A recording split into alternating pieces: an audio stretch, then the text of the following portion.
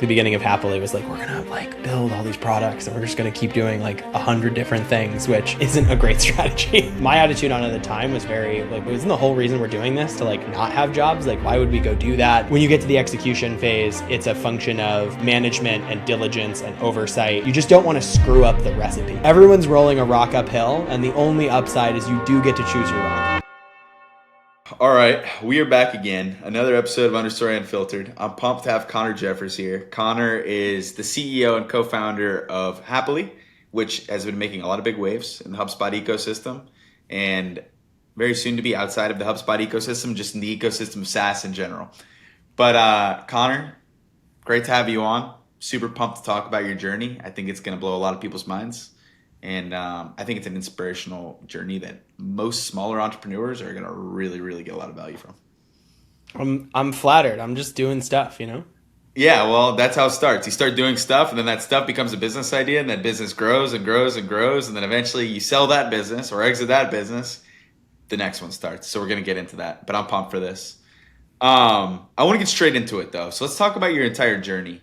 So Sure. not only are you the founder and the CEO of Happily, but you also founded a company called Aptitude 8, which is pretty well known in the HubSpot ecosystem. You guys crushed it or continue to crush it as a HubSpot agency. But I want to talk about how that started in the first place. So this is a cool story. You dropped out of college, right? Yes. That's cool. A lot of successful entrepreneurs. I finished later, which is a whole other story we could talk about. But I did leave halfway through and then kind of sort of went back in a I'm not taking this very seriously sort of capacity. But let's talk about that too. So why Sure. did you drop out? Was this offer that you had so incredible that it was worth dropping out? Or did you just have visions that I can do something that's going to be more productive with my time right now and this isn't going to benefit me that much down the road? Yeah, I don't know. At the time, so this was, I'm 32 or 33. I guess I'm 32. My wife always corrects me and I never remember. I'm one of those two. But at the time, so this would have been, I guess, like 15 years ago, like startup Silicon Valley dropout thing was very sexy and fun and interesting. And so I honestly just sort of was like, oh, I'll go do this, but I'm not that compelled by it and I'm not that excited about it. And I sort of the whole time was like, I don't really want to do this. It was really important to my mom, so I stayed doing it. And then I met this dude who had started this company called Top Hat out of Toronto, which was an ed tech company. And they were like 20 people, I think, ish. And I was in Chicago. He was opening Groupon was a really big deal at the time. And was like this hot Chicago, like ultra scaling company. And he had hired a bunch of people out of Groupon, was opening a sales office and was like, what are you doing? You should come work here. And I was kind of like, well, it was the summer. I was going back to school in the fall. He was like, if you do this, like, we'll get you a MacBook Air. And I was like, oh, that'd be pretty sick. Like, honestly, that was like literally the reason I took the job. Free Like, laptop? oh, I'll take it. Yeah, free yeah. laptop. That's sick. And it was right at the time that they were doing all like the MacBook Air in the envelope ads, which were so good. And I decided to go do it. And I was an SDR in the Chicago sales office. And then sort of scaled up with them. And I think I worked there. I was in the summer and then it was the school year. And then school was ending. So we're coming back to summer. So I've been there like almost like 9 months, 10 months, something like that. And they were headquartered out of Toronto. Company had gone from like 20 to 60, 70 people, 50 people, something like that. And I asked them if I could work in the marketing function, and they were like, well, sales is kind of a satellite office in Chicago, and so if you want to do anything in any other department, like you'd have to get to Toronto. And so figured out a bunch of visa stuff, went to Canada and joined the marketing team, and then just kind of like scaled up with them to, I think when I left we were like 200, but I worked on the marketing team. I ended up doing all of our internal rev ops, and then sort of became the Salesforce guy, which was kind of the In the origin of organization, you were known for in that. the organization. Yeah. It was really funny because like for years after I'd left, I'd go back and like visit friends, and then I'd meet people that worked at Top Hat that started after I was there, and they were like, "Wait, you're Connor Jeffers?" Because I had like on all the field names and the reports in Salesforce, it was like created by Connor Jeffers, and they were like, "We don't know you're a real person. That's crazy." So I did a bunch of that, and that was sort of my exposure to all things everything, and it kind of like I basically just got to jump into workforce 2 or 3 years earlier, basically. Yeah, and at the end of the day, like I don't know if you agree with this. I also have graduated from college. I did it in 5 years by working throughout college. I just did it kind of like the normal route. I think a lot of people do it the way I did it. But my personal take, and this is going to be maybe a hot take, maybe not even a hot take anymore. College did nothing for me. I learned Yeah. nothing. All it did was get me my foot in the door at a big company. I started my career at Procter and Gamble, but it got my foot in the door at Procter and Gamble, allowed me to build a reputation, put something on my resume that allowed me to get into what I actually wanted to do, which ended up being completely irrelevant because I became an entrepreneur anyways.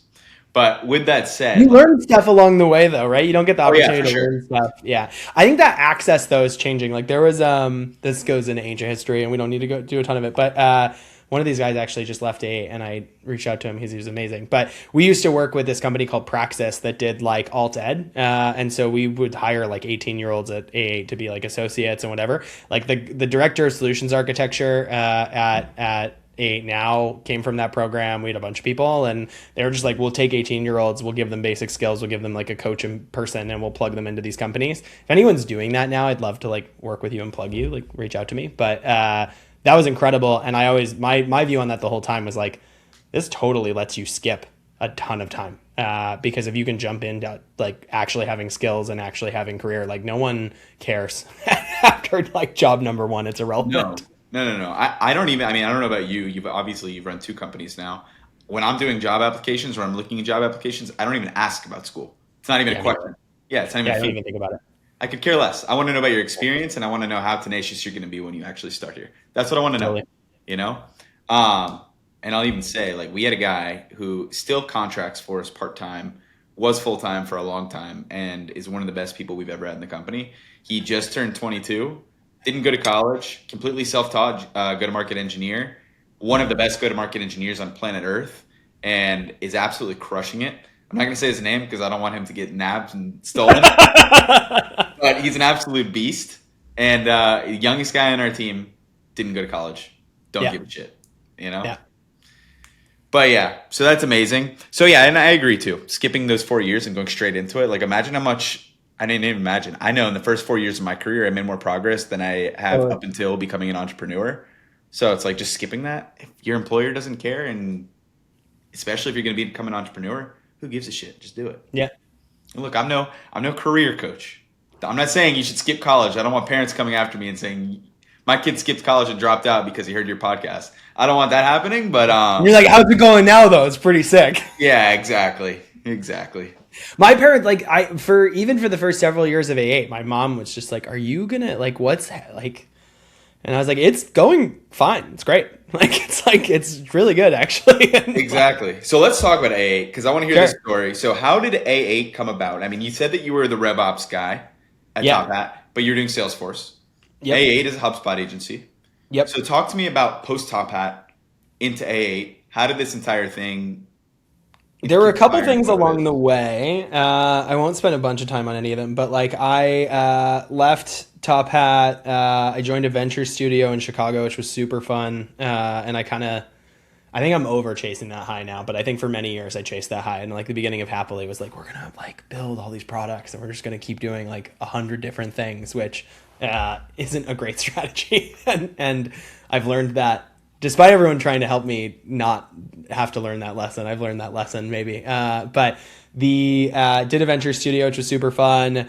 Worked with this like crazy high growth startup company in Chicago that ended up being fake and sort of all kind of like fell apart as well, which is a whole other wild story.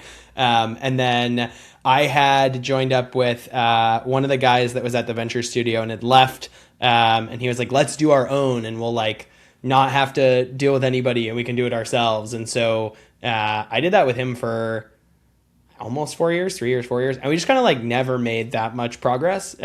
We turns out venture studio is really hard to do without millions of dollars, and so we were like, we'll fund it with services. And so as we were sort of like trying to figure out how do we build companies and how do we fund them with services dollars, we kind of realized that I sort of built this pretty decent services business inside of that and along the side. And so we were just doing early startup consulting. So he was kind of a fractional VP of sales type of person. We honestly would probably look a lot like you guys if it had been later, but it was so early that like we were working with companies that were like, hey, we think we should buy Salesforce because our like new investors told us to, but we don't know what that What year means. was this? One would have been 10 years ago. So So yeah, this is a long time ago. yeah, this was like Salesforce was like I remember this was Model Metrics was in Chicago, which was a big Salesforce agency that sold for a ton of money. And we knew those guys and they were like, yeah, man, we're doing Salesforce consulting. And everybody was like, what does that even mean? And we were like, okay, we're going to do what they're doing. I was in Chicago. So Blue Wolf was in Chicago. Like a lot of the early Salesforce folks were there. And so we were doing sort of early startup consulting. I was sort of the RevOps technical person. He was a fractional VP of sales type person. And we basically come into companies and be like, let's audit your whole sales and marketing stack. Let's put in SDR and AE frameworks. Let's build out Salesforce. Let's build out reporting and sort of put in foundational sales stack stuff. And that was super cool. And we were doing that and we were doing enough revenue and doing enough stuff. And then our biggest client came and we're like, hey, we'd love to just bring you guys in-house and acqui-hire you. He had just had a baby. He was like, this seems like a pretty good, safe situation. And my attitude on it at the time was very like, isn't the whole reason we're doing this to like not have jobs? Like, why would we go do that? And I was very perplexed on the whole thing. And so we kind of decided to go our separate ways. But the thing that I had seen at that time was I'd always felt late to the Salesforce party. So I'd like seen Blue Wolf. I saw Model Metrics. I was like, man, had I like been 2 years earlier, like I could have crushed this. And it felt like the party was late. I would also say in hindsight, like the party's never over, is one learning I'd have. I But tell people that all the time with Clay too. Everyone's yeah, like, "Oh, I'm late to Clay." I think it's so early for Clay. I think we think are that like step zero for sure. Not to invite competition for Alex, but I think we're at the I very mean, look, beginning of this. it's fine. There's enough competitors. I don't There's have. enough. There's enough. So I think at the time I was kind of like, oh, I always felt like the Salesforce thing was too late. And I'd known HubSpot because at Top Hat, we used HubSpot on the marketing side. And what we were doing is we were working with these companies and it was right when HubSpot had bought Sidekick and we had did like VVV0 of CRM. They had like a contact record. They had a deal record. They had a couple things. And I was doing then, as we were doing the Salesforce consulting stuff, there were a lot of companies that were like, this is really expensive and complicated. Your proposal's too high. And we were very often just like, honestly, if you're okay just sitting in a box and you don't care to make that box tailored for you, like the out of the box HubSpot thing is fine. And then we would basically use it as the on-ramp to be like, start using this. We'll figure out your own processes and then we'll go build Salesforce and then we'll migrate you over was like our whole model. And so as me and this partner separated and we were sort of I was looking at what do I want to do? I sort of had this thesis of it looks like HubSpot is going in the direction of competing with Salesforce. HubSpot is this beloved company. And for anybody, 6 years ago, I feel like HubSpot still has some love, but it's like starting to get a bit tarnished. 6 years ago, like HubSpot was the most loved company in software. Like everyone thought they were amazing and loved them and they had such customer love. Salesforce customers hate them and hate the product and all buy it and spend tons of money on it. And HubSpot was starting to push into CRM. And so my thesis was basically like, this seems really interesting and there's a lot of opportunity here. And if these guys are actually going after Salesforce, like there could be something there. So the original thesis was, let's figure out if there is a product opportunity in the HubSpot ecosystem. Along the way, I'll do services and figure that out. And so at the outset, we were doing Salesforce, we were doing HubSpot, we were doing outreach. We were like an outreach partner. And we were basically doing everything in kind of like RevOps, sales stack, marketing stack stuff. And then after like a year and a half ish, HubSpot launched custom objects, and like the CRM had more customization in it, and then coded actions were like the two big things.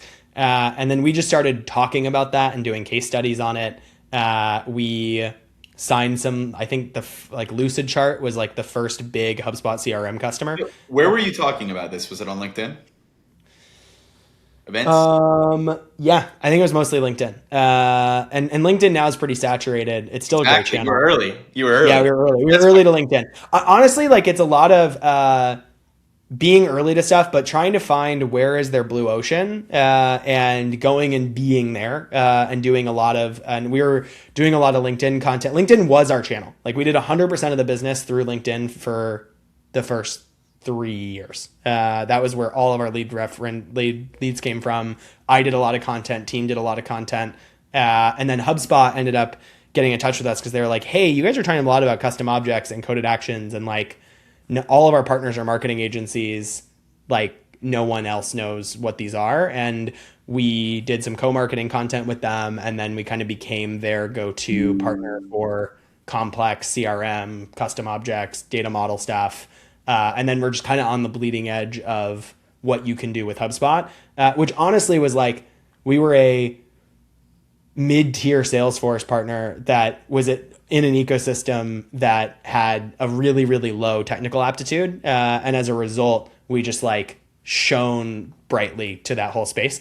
And now we've really matured, and the company is really good and really strong and does wild, big, complex stuff. At the time, we were totally faking it till we made it. And, basically the thing that would blow people's minds is like, we can build a custom coded action that will, when you close a deal, go to NetSuite and create a sales order and then get a response and create an object that is your sales order in your CRM. And people were like, that's the craziest thing I've ever heard of. And we were like, great.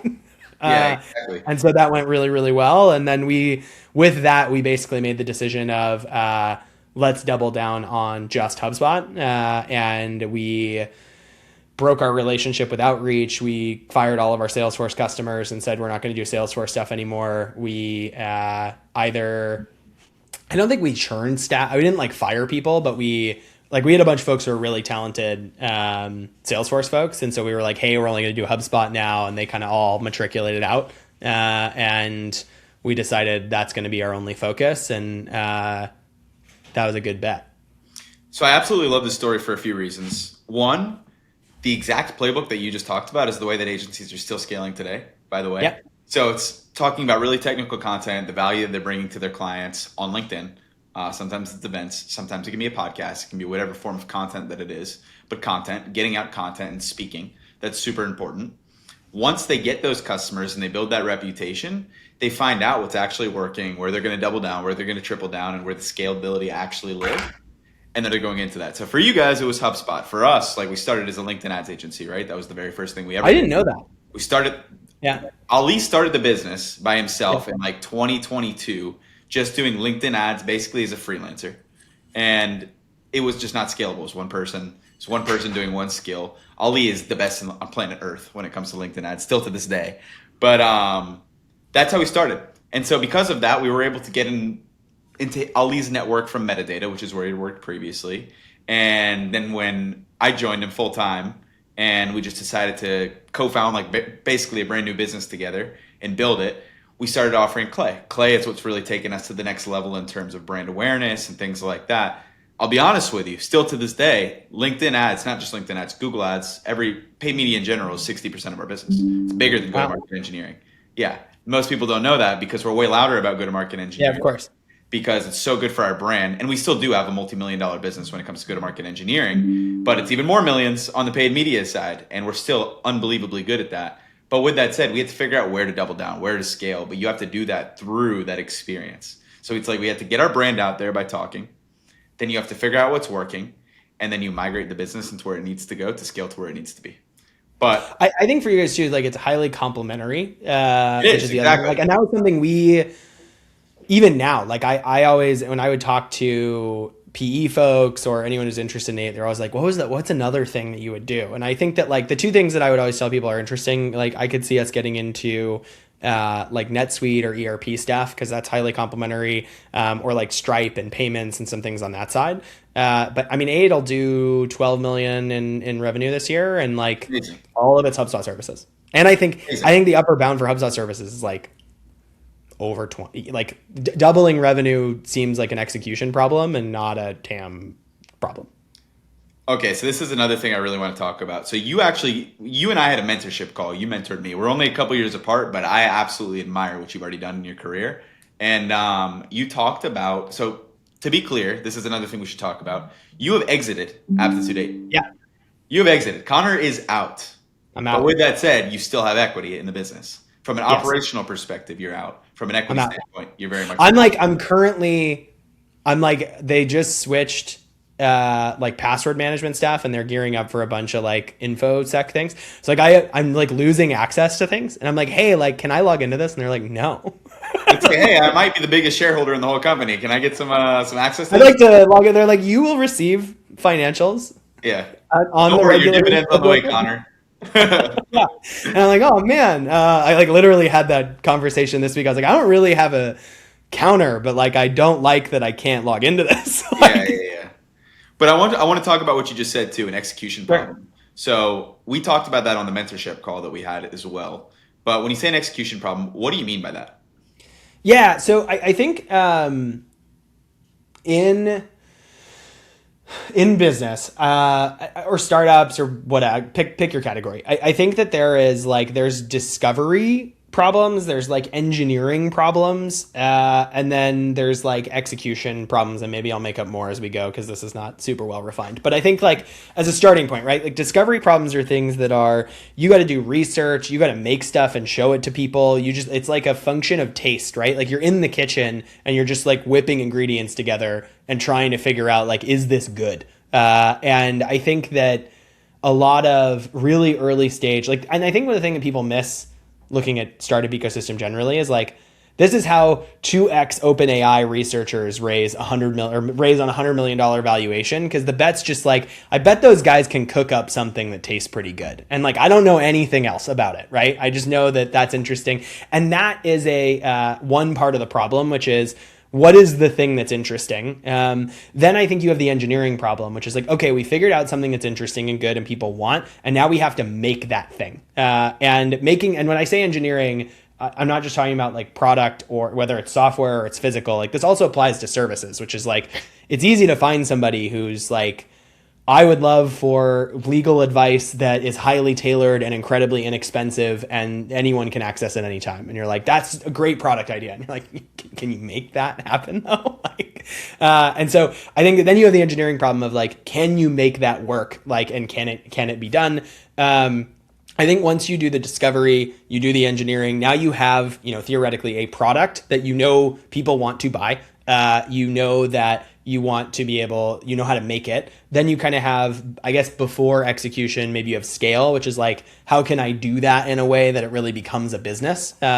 Once you have those things in place, you kind of just move to, this is an execution problem. Like you have to manage it, you have to oversee it, you have to make sure it continues to work. But it's not that there's no other problem to solve, but you get more value out of incremental improvements and shaving efficiency and doing a lot of these pieces than you do out of making something new. And then you kind of get into, if you think about this at a broader scale of like capital markets, like that's where private equity loves to do stuff, right? Because they go look at things that are like, oh man, we could put in a playbook to execute this way better. And there's a lot of value to be created there. And so They're like, the infrastructure is here, everything is built. right. We know that we have a valid TAM, but we Yep. can execute it better than you. So let's buy the business. And VC on the other side, right? Like I think VC typically hates that you're at the execution problem phase because they're just like, I'm not going to get high leverage out of this. Like whereas they love the like, you did the discovery part and now you have an engineering problem. Like that's kind of interesting. Or you did the discovery and the engineering part, now you have a scale problem. Like that's kind of interesting. And once you get to execution phase, it's like, it's not that there's no incremental value to extract. There's like most big businesses are execution problems at the end of the day. But I think that when you get to the execution phase, it's a function of management and diligence and oversight and incrementality that drives things forward. And like, you just don't want to screw up the recipe, right?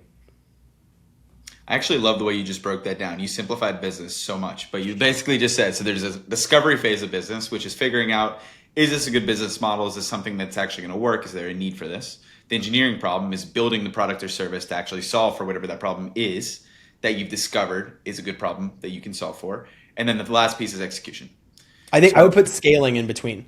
Scaling. Okay. I think scaling. phase 3 is scaling, which is like, because if you engineer it, right, you can get it done. But now you have the like, now you need to do it. You need teams that can do it. You need to. I think a lot in cooking metaphor. I'm not a chef. I've never worked in a kitchen. Like they could all be apocryphal. But I think popsicle, isn't it? It is. That's a Dax special though. Okay. That's not for me. The anything in their branding or anything else that like looks nice and like is cool is not me. Like, I don't do any of that.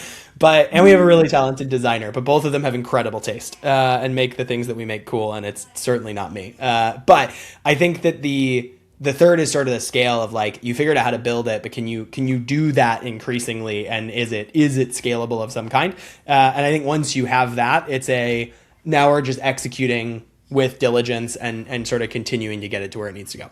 Yeah, and I think that you also dropped a really valuable nugget in here for entrepreneurs about private equity versus venture capital, where they might want to get involved. So for venture capital, it's in that discovery phase. Maybe it's in the engineering phase. But what it really is they want to get in as early as possible so they get the lowest valuation possible, and they want to watch you scale the shit out of the thing. Private equity is going to come in and say, okay, the infrastructure is there. Everything's in front of us. We just want to take it over, build it better, buy it at a discount because you're stuck, and then scale it up and sell it for a bigger number than we bought it for. So if you're an entrepreneur and you're listening to this, it's a good way to think about when you want to get each of those involved, or if you want to get each of those involved too. So I think that's really cool too. Now let's move on to Dax. So I want to talk about Dax and where Dax comes into this. So Dax came through an acquisition that Aptitude 8 made, right? Yes. So let's talk about it. A little weird, but yes. Okay, so... And by the way, for context, Dax is the co-founder of Happily as well. Yes. Dax is the coolness. So I remember I first found Dax. Both of us have talked about this a long time ago. This is very funny. But when I was still in Chicago, and I went and looked at the HubSpot ecosystem, and they had App Chemist, and I just started to see these apps show up that all kind of had a similar branding and like this name, and I was like, what is going on here? And like went and looked at it, and I was like, who are these people? And they'd built Clone Attack, which still exists today. He'd built this Timer Man, which is like an SLA service hub management tool, and they were just building apps for HubSpot before HubSpot had apps. Like there was no app store. Like there was like it was wild, and they were building these things. It was really interesting, and we had this thesis at A8 where our biggest problem was we would work with customers, we would come and do a project or kind of an implementation of some kind, and then they would leave. And we were like, how can we stay sticky to customers so that we have leave behinds, or we have some way of being able to have an ongoing customer relationship and build recurring revenue so that the business was less yo-yo-y, which was a huge problem for what we did. And I found Dax. He was doing App Chemist, and he had a partner, Tyrone, and they were building random apps as they went. And I don't remember if Tyrone was full time or not. I don't think he was. I think he was still working at KPMG. Dax was doing that, and then like Dax is an incredible ability to like just manifest money and revenue. He's like the most incredible 0 to 1. Yeah, he's an unbelievable 0 to 1 human being. Like he's like, there's no one on earth that you just drop him on a desert island. It's like he'll be fine. Like he'll be revenue. Somehow ARR is going to end up. He'll figure it out. I don't know how, but he'll figure it out. So he is sort of an unreal 0 to 1 guy. But he was just like doing this, and then he was doing Shopify consulting. He was doing all sorts of shit. And so basically, we were doing I don't remember how big we were. We were maybe like 3 million in revenue, maybe. And I had started, I wanted to go build software. And so I had like contracted some dev folks. We built Associate, which we still have to this day, but that was like a huge, fast growing product in the HubSpot ecosystem, that was like it was a workflow that lets you auto associate records. It was really lightweight, and this is pre AI. Maybe I could AI code this now. The world's gotten so it just keeps getting better and easier to build stuff. But at the time, I like found someone that I used to work with who was like the CTO of the venture studio who had moved on, and I was like, hey man, I have this thing, like let's try to build it together. And so we put this thing together and we were building it, but it couldn't really scale. He didn't know the HubSpot APIs. We'd like built some stuff and it was kind of constantly breaking. And after spending, however many months, and we were like making revenue and generating customers off of it, but then we just churn everybody because it didn't work. It like broke. It didn't have scale. I think the main engineering problem at the time was that every account had a single queue. And so every action people requested went to the same queue. So when the queue got too long, like everyone broke basically. It was not very well architected. So anyway, we did that and we had that product and I sort of came to this realization of this software thing is really interesting. There's a big opportunity here and we can't do it ourselves. So went and found Dax and Tyrone, courted them for a while. Dax was living in Vegas at the time and, set up, had Tyrone fly out there. I flew out there. We like spent a weekend together. I put all this stuff together and was like, here's the vision. Here's the pitch. Here's what I think we can do together. This is a 1 + 1 = 3. You guys can't work on this full time. I can pay you salaries today. And like, you can go full time on this thing you're excited about. We'll fund it. We already have the services. Like it's all beautiful. And so we negotiated all of that. They agreed to do it. We rolled them in, and that was A8 Labs was the original. We rebranded AppChemist to A8 Labs, and the thesis was we were going to build all these tiny products that were going to be lead gen for the services business. And then we'd also be able to give them to customers. I think the plan at the time was to do it similar to like a Microsoft Suite style. We're like, oh, you're a customer. And if you're a customer, you get all this stuff for free and we'll build it into your account. But if you cancel, then we'll charge you. And that makes you not want to cancel. And so we had a lot of lofty ideas about that, all that was going to come together. But Dax and Tyrone started doing that. And then they also brought some desperately needed technical leadership into the services business because we were starting to get into custom integrations and custom dev. And it's so important. We had talented developers. And like, I'm really good at product and I really understand how things are built, but like, hey, the engineers made, like, it's the same example I just gave with Associate. Like, the engineers built this thing and it doesn't work and the client's mad. And I'm like, I mean, I don't really know what we do now. And so they really brought some desperately needed technical leadership into A8.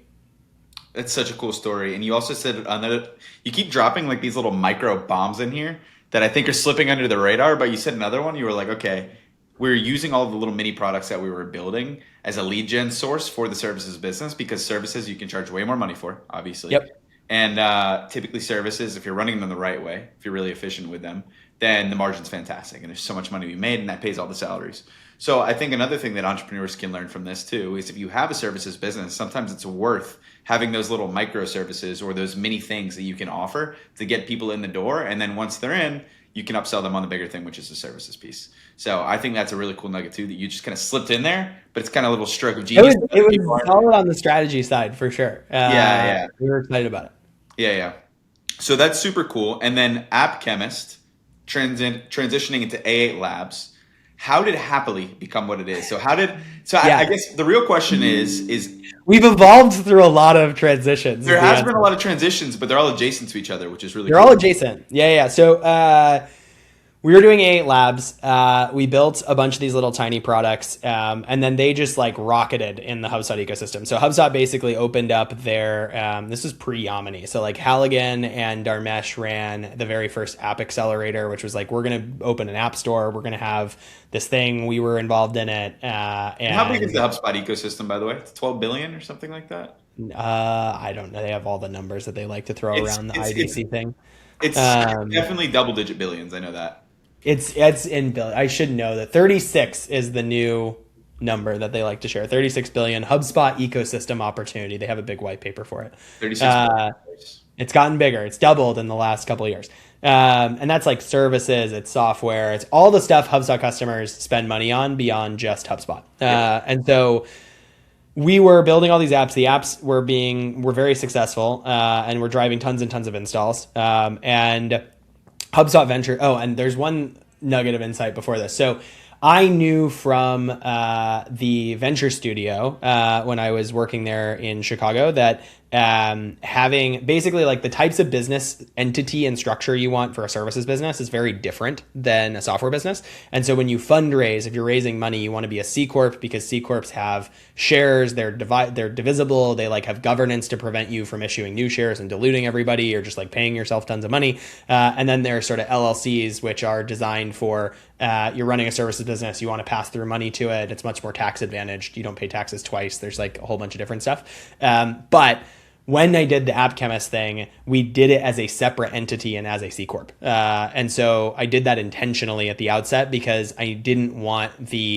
I did not want I don't remember if Dax and Tire, maybe Dax and Tire, I don't think they own aid equity. I'm trying to remember how this all went down. They had like profit share on a. The premise was I was like, hey, we have the services business. We're gonna fund this, but we don't want to.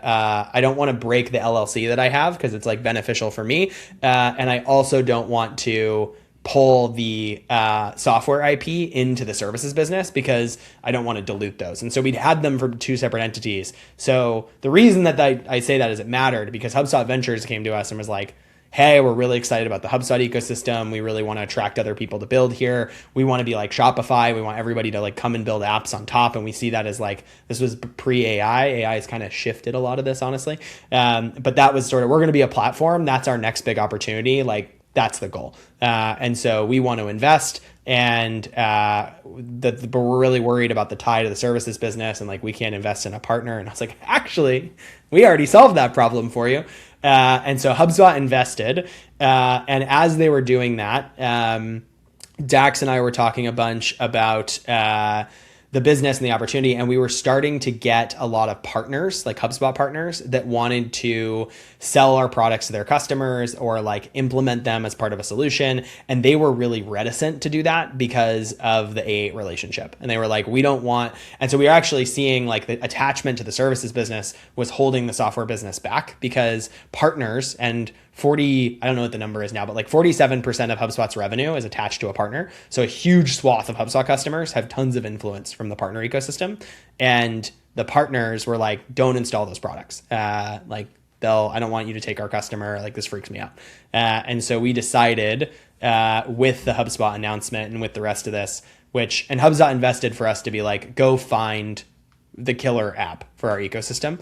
And so they told us to go focus on that. We rebranded the company to be like, we're not connected to A8. That took like over a year before anybody believed us.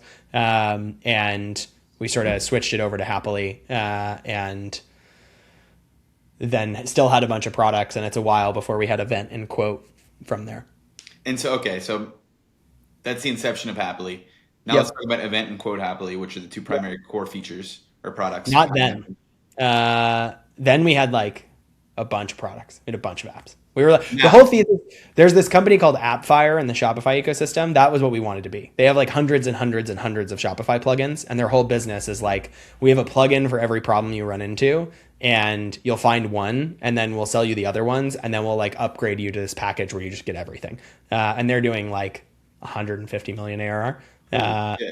It's all like self-serve micro products in the Atlassian, or AppFire might be Atlassian. There's another one in Shopify. That might be apocryphal, but there's a couple of these examples. That was like the pitch. And that's what we were going to do originally.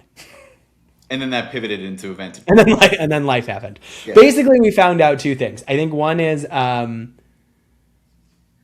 I would say is the HubSpot app ecosystem thing like didn't pan out, honestly. That was a bet that like I think I was really right about HubSpot succeeding. We were really wrong about the HubSpot app ecosystem. There is no discoverability in the HubSpot app ecosystem even today. If you build it, they will not come. No one is going to the marketplace and looking for solutions. Like that's just not a thing. And I think whether HubSpot was sort of like, hey, we want to do this like Shopify did or like Salesforce did, and they're not really focused on doing that anymore. And so we really bet on like that being a big rising tide, and that really didn't pan out. But what did pan out is HubSpot customers exist. They have problems. They want to solve them. They're willing to spend for software on them. But what we needed to do is like the discoverability of those products was not just built into the ecosystem or the marketplace, which means we had to go to market and actually market and sell them, which you cannot do if you have a $100 a month deduplication self-service tool. That just doesn't work. And so we were like, okay, we need to build higher ACV products. The two that were originally on our list were, I'm trying to remember what year this would have been. That would have been like 3 years, 2.5 years ago, 3 years ago. It's like 2.5. We were like, we either want to build a CPQ tool or we want to build a something to like sync data from payment systems and like Stripe integration and give people the ability to manage their commercial data inside of HubSpot. This is pre-commerce hub, which is relevant to this story. So we went and built, originally we had this thing called Zebra. We later rebranded it to SaaS Happily when we tried to unify everything under Happily. And it was a really slick Stripe connector. So you basically, if you're a SaaS company, you go log into Stripe, you connect it to HubSpot. We create records for your subscriptions. You can do like all your NRR reporting, upgrades, downgrades. You have manual screens, you have automation engine, you have kind of all this different stuff you can do to power all of that. Sounds great, to be honest with you. It was great. It was super cool. What we learned, though, is really great to sell, horrific to try. Oh, and the reason we chose that and not CPQ was the quotes in HubSpot had, like, there was not enough API support. Like, all the platform functionality just didn't exist. So there was no quotes API. There was no, like, a bunch of the things you need to make that work, like, didn't exist. There were no UI extensions. There were no app cards. Like, you could not build stuff in a way to like make that product work well. And so we thought about doing it as a Chrome extension, decided not to, and then built Zebra, then SaaS Happily. Great product to sell, did really well initially. Horrible to retain and implement because everybody's back-end financial infrastructure is like a disaster, right? They start selling one product, they change to a different product. They talk like they have one SKU, but you go into Stripe and they actually have 50. Every time they do a discount, there's like a new coupon code and a new plan. But what they want to do is report on like how many times have we given people 20% off, but like that doesn't actually exist in the data. And so we found that building finance to sales products, like the reason those tools don't connect super well has less to do with technology and more to do with like the business process of finance has like near zero correlation with the business process of your sales team. And so everyone's like, I really want those to unify, but getting them to unify was more of a services problem than it was a software problem, which actually, had we still been a part of A8, would have been amazing because then A8 would have gone and become Stripe Consulting and it would have been killer. But we were already separate and we wanted to build software products and that was a bad software product. And so that still exists. There are still customers paying for it. We don't work on it anymore very much, but it is still out there and we don't want new customers on it. So if you think that sounds cool, don't buy it from us. I think there's other people building stuff that looks similar to that. And we started with Zebra. And then we kind of just were on the journey to like find the killer app. So we built tons of stuff. We went to market with tons of stuff. We were trying to find traction for all of it. Eventually we found traction on Quote Happily, which is the CPQ product, and then Event Happily, which is our event management product. And then I'm assuming you're not going to run this till January, right? What, this episode? I could run it whenever, but if you want me to wait till January. If you wait till January, I can tell you more things. Okay, let's go. I'll wait till January. So we had Quote Happily and we had Event Happily. Both are doing really, really well. We found out though that like focus is really hard. And I'm one to talk. I like ran both Happily and A8 for a long time. We were building lots of products. I like doing a lot of different stuff. And it turns out that's not a great way to get something to be really good. And so we kind of realized a little bit of that. HubSpot launched or acquired, what was their name? I'm blanking on it. Sarika was the CEO, and now I'm blanking on their name. Doesn't matter. HubSpot acquired this company that was a CPQ company. We were like, hey, we have this CPQ. What's going on? They were kind of like, yeah, we kind of intend to compete with you guys, but events is wide open. And what we kind of realized is there's still a great opportunity to build a CPQ business around the HubSpot ecosystem. But to do it well requires you counter positioning against HubSpot really aggressively and being like, their stuff's bad, this stuff's good, you should use this instead. And there's an incredible opportunity to build an events business around HubSpot. But I think to do that well, you actually need HubSpot to be like, we don't do that. You should do it with these guys. They're our best friends. And so you kind of had this incredibly diverging strategy for each product that required completely different positioning and branding and partner relationships and like how you operate. And so we made the decision to split them out. Ryan Huff, who was the CTO of Happily and basically built and managed all of Quote Happily, bought the CPQ business and spun it out. So that is launching in January as Quotivity, and it's totally separate. And then from that sale, we have funded and doubled down on Event Happily. And so Happily is now only an events business. We are only going to do events. All the Quote Happily customers go with Quotivity, and we are 100% laser focused on CRM driven events. And that focus is going really, really well. We're 200% to our Q4 goal. We are ripping, and it's great. And I think we should talk about that too, about why it's great. It is such a cool product. It's such a cool tool. Like, honestly, if you're a sales rep or if you've been a sales rep and you know what it's like to go around at a trade show or a big event and scan badges or talk to people, swap phone numbers, swap emails, and then follow up with everybody, it's a nightmare of a process. It sucks. So I could say it, but I'd rather you say it. In Sure. 30 seconds, tell us what now Happily, previously Sure. Happily, what Happily actually does.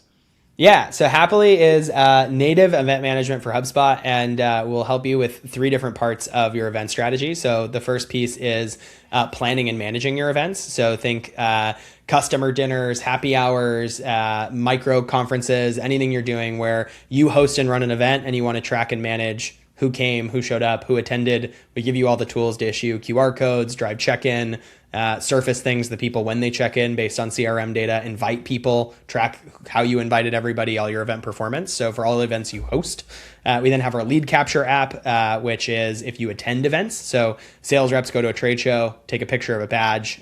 We auto enrich it with a bunch of data from a whole bunch of different systems, waterfalling across data providers, sync that back into CRM. And then because we're doing all that and we're doing it in a CRM first way, that means that we have all of the data on how your events are helping influence and source pipeline, whether the events you're attending are generating leads and those convert into deals, and you can actually get sort of true ROI on your whole event strategy, and run all of your events from where your team already works, which is in your CRM. And come Q1, we'll expand in kind of our third category, which will be monetize. So we'll have paid ticketing and a bunch of tools to manage paid events. For anybody who's ever done paid events, they're crazy because you have early bird, you have normal, you have capacity limits, you have sort of all these different things going on. So we're going to take all of our learnings from CPQ, which is like rules engines and rules engines affecting front ends and what users see. And we're building all that into a super robust ticketing platform that will launch in Q1. So premise is if you do events of any kind and you have HubSpot,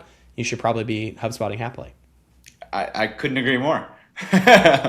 But I mean, yeah, I think the best way to think about it, if you just want to summarize that all into one sentence, is it's an end-to-end place where you can go plan your events, capture leads from your events, and then actually summarize ROI from your events in one place within the HubSpot ecosystem. Is that right? Yep. Yeah, perfect. I love that.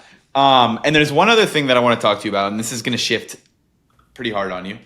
But you have a mentor who said, do good work and the rest will follow. Talk to us about that and how that's guided you along all these different successes. Sure. You've had failures, even everything. I think that, so I'll go way back. This was like a childhood mentor, family friend, very successful dude that I got to spend a lot of time with. He didn't have kids, and he loved to ski, and I grew up in Colorado. And so, like on the weekends, he'd be like, I'm going to go up skiing and I'm going to like leave at 6 a.m. and I want people to ski with. And so I was 17, 18. I was like, I'll go. For sure. And so, like I just skied with him every weekend and like spent a lot of time with him, and it was awesome. But really successful, super smart guy. And I remember I was talking to him a lot around like, I want to, I'm 17, man. I want to start companies. I want to be rich. I want to be famous. I want to do all the things. And sort of his input was like, listen, if you're focused on, and the way I think about that mantra is like, if you're focused on the outcome and the end goal all of the time, it's really hard to focus on what you're actually doing. And the thing that makes things good is people really focused on their craft and making something good. And I think that the way that I think about that and the way that I internalized it was if you focus on how can I do really great work and how can I make the thing that I'm doing really good, all the upside just comes naturally. And I think a lot of people spend a lot of time trying to work backwards from what's the upside, what's the exit, how do I get to the other end of the thing. And like, not only is it not fun because you're just trying to sort of navigate around to get to the outcome, but It's short-term thinking when you're thinking. yeah, it's totally short term. Like the corollary I'd give you is one of the coaching clients I work with, I was talking to about like, he's like, oh, I'll start this business and then I'll grow it and I'll scale it and then I'll sell it and then I'll like have all this money and that'll be amazing. And I'm like, listen, man, if that's what you're thinking about every day, if you don't enjoy the process, like you'll just quit because it's way too hard. Like it's way too hard and it's way too awful. And the spoils themselves are like not worth it. like you really have to be like, I love the game. And I want to build a business. I want to lead a team. Like, and I don't want to do that and not have there be an eventual outcome. Like, it doesn't mean you have to abandon the outcome, but it's like saying you want to have a cooking show and you want to be like a famous chef. And so every day you're like, oh, I got to go to the kitchen today to like do it. Like, dude, if you focus on like making incredible food, like it'll all come together. And I think that's really the advice. I love that. And the reason I asked that question is because I resonate with it a lot. Like I even made a post. We hired a new go-to-market engineer this week, Andrew. I'll shout him out because he's full-time and I love him. But anyways, Andrew. And he crushes interviews. So he had 3 rounds of interviews, absolutely crushed it. He did the technical assessment, absolutely crushed it. Happens to be a self-taught software engineer too, which is really cool.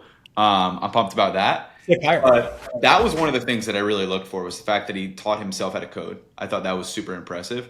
And then I asked him, because he was in between jobs, I was like, what have you been doing in your free time? Like, you have a lot of free time. And he goes, I've been spending a ton of time coding and in the gym. And I thought about both of those things. Like, there is no instant gratification that you get from either of those activities. Nothing. There's absolutely nothing. Like, you can build some maybe cool product that doesn't make you any money and you're proud of what you built. That's cool. That's some instant gratification, I guess. But really, it's like you're building a skill that you know you can use over and over and over again. You go to the gym, you don't wake up with an 8-pack and gigantic arms the next day. It's a process. You go year after year after year after year, and you keep doing it, and then eventually you just realize, man, I just love going to the gym. And it's like I happen to look amazing because I go to the gym every single day.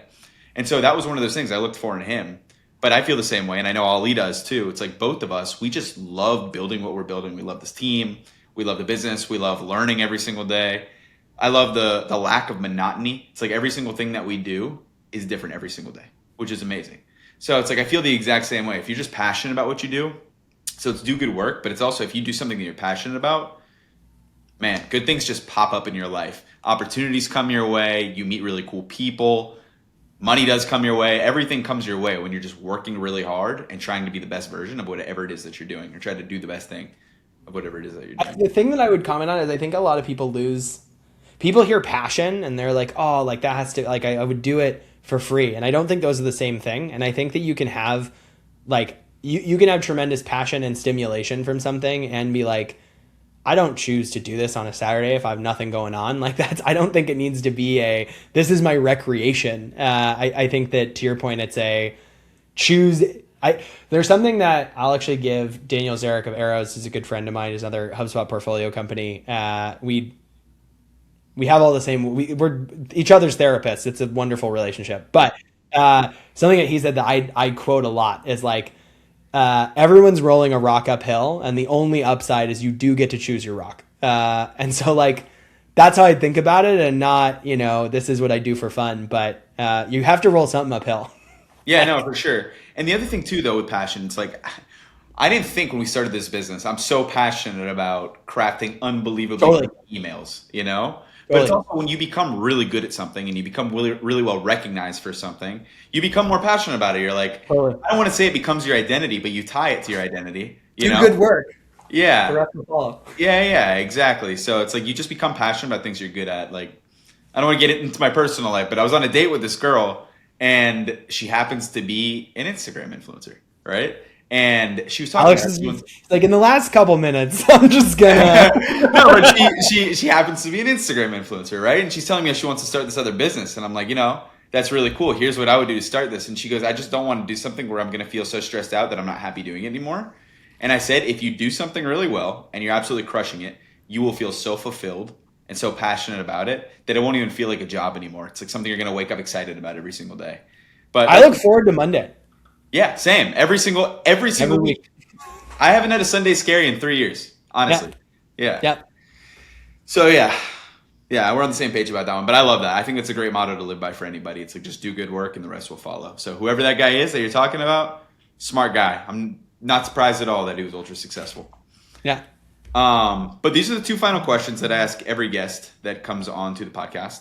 So number one, 10 years from now, what's one sentence that's going to define your legacy and the impact that you've made on this world? And it doesn't have to be business related. That's an insane question. It is. It's a tough one.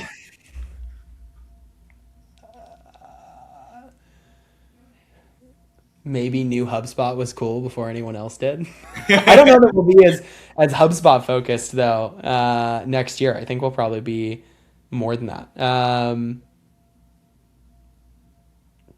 I don't know, man. I think the thing that I think about a lot is that I would love to get to the investor side of the table and really find people that are doing cool stuff and equip them to do it. And I think that I'll probably be able to bring kind of this like ecosystem platform builder type mentality to it. And I've been in the shit and shoveled it in a way that like I think lots of every VC that you talk to will be like, we're not like other VCs. We actually do stuff. Yeah, and then all of them are like, I went to Harvard and then I worked at this startup for 3 months. Like, Worked at a startup and then I've been investing since I was 24. I've been investing for this, yeah, for whatever. So I think though that like that's really appealing to me, and I think that being able to help or influence anybody who's building stuff is something that I would be really excited about, and I try to do as much as I can right now.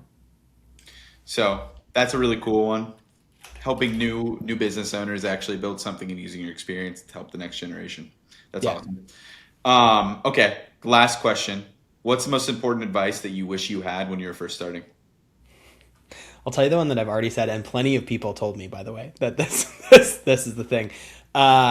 Focus is a superpower, and trying to do a lot of things at the same time is a really bad way to achieve results. And like energy and work and focus compounds. And the more that you can, there's something Dax actually said too, which is like, when we were going through all of our shit over the summer, we were like, I don't know. And Dax was like, I've never worked on anything where like my like work has compounded year over year before as hard as this. And like, I think walking away from that's like the wrong idea. And I think that I would tell anybody, I was like, I'm so smart, I'll run 2 companies. I'm so smart, I'll build all these products. Like, I'll do all this stuff. And you get false early returns on that. And I think focus is a superpower. And if you just say, I'm going to be really good at this thing and I'm going to spend all my energy on this thing, like you'll just outpace anyone who has split attention. And I could have saved myself 2 years of being lost in the wilderness by like taking that advice, which plenty of people gave me. That's not novel. But as somebody who I think split a lot of focus, that'd be my suggestion. I love that one too. And shout out my co-founder as well, because he told me something very similar. Even when it comes to angel investing, we get an opportunity to angel invest in a couple different companies earlier this year. I was very interested in one of them in particular. Ali and I were going to do it together, going to do an equal amount, and we were going to share. Ali and I are basically married at this point. We share a bank account. But he said to me, he goes, I think it's going to deviate our focus from understory, and I don't think we should be focusing on anything else than understory. Even though we're just passively angel investing, you're going to have some sort of mental commitment, and that mental commitment is going to take your focus away from the thing that's producing all these outstanding results for us. And I listened to him, and I didn't invest in it, and I'm glad I didn't invest in it. And Ali is one wise guy, so. Yeah. But anyways, Connor, this was amazing, man. I think people are going to get a ton of value out of this. I got a ton of value out of this, and I really appreciate you coming on, man. Of course. Chat with you anytime, and I'll catch up with you soon. Very soon, yeah. Of course. Later, man.